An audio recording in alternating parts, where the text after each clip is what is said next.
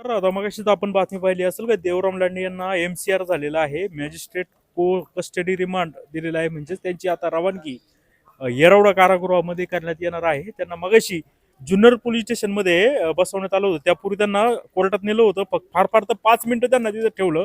जसं कोर्टाने एमसीआरचं हे सांगितलं त्यानंतर त्यांना जुन्नर पोलीस स्टेशनमध्ये बसवण्यात आलं होतं.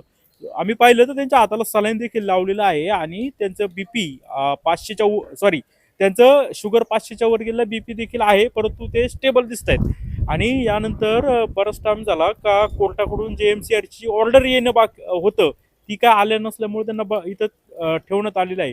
जशी ती ऑर्डर येईल तसं देवराम लांडेंना तातडीने येरवडा कारागृहामध्ये नेण्यात येणार आहे. तुम्ही पाहू शकता का बराच टाइम तिथं असल्यामुळं त्यांना जरा थोडा त्रास होऊ लागला. त्यानंतर त्यांना भूक लागली असं मला कळालं.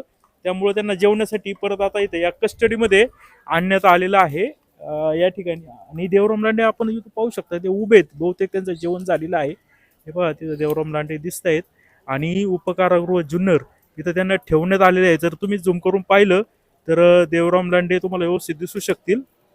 सफारी कपडे घातलेले आहे त्यांनी आणि हाताला काहीतरी सलाईन लावलेलं आहे. त्यांचं काय या ठिकाणी काय म्हणणं वगैरे आपण इथून जाणून घेऊ शकत नाही. जसं त्यांना बाहेर काढतील कारागृहाच्या बाहेर त्यानंतर आपण देवराम लांडे यांचं म्हणणं जाणून घेण्याचा प्रयत्न करणार आहे. त्यांचा जो मुलगा आहे अमोल लांडे आणि डीजेचा मालक शेखरे म्हणून ते अजूनही फरार आहेत.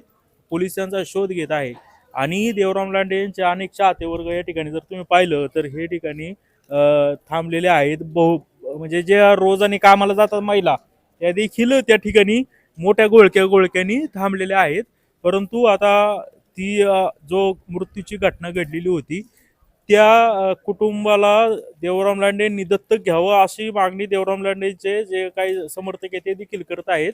आता देवराम लांडेंचं आता काय म्हणणं आहे ते आता त्यांचं बहुतेक जेवण झाले काहीतरी चर्चा चालू आहे. जशी कोर्टाची ऑर्डर होईल त्यानंतर देवराम लांडे यांना इथून तात्काळ येरवडा कारागृहामध्ये हलवण्यात येणार आहे. तुम्ही पाहू शकता का देवराम लांडे कसे आहेत ते.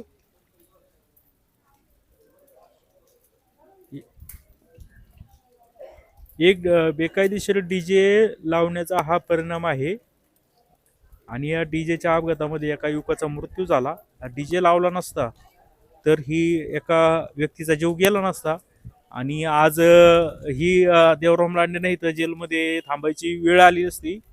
तर ह्या डीजेवर कायमस्वरूपी बंदी जुन्नर तालुक्यात तरी व्हायला हवी. कारण की अशा घटना कुणाचा जीव जाणार नाही याकडं पोलीस प्रशासनाने दक्षता घेण्याची गरज आहे. जुन्नर टाइम जुन्नर.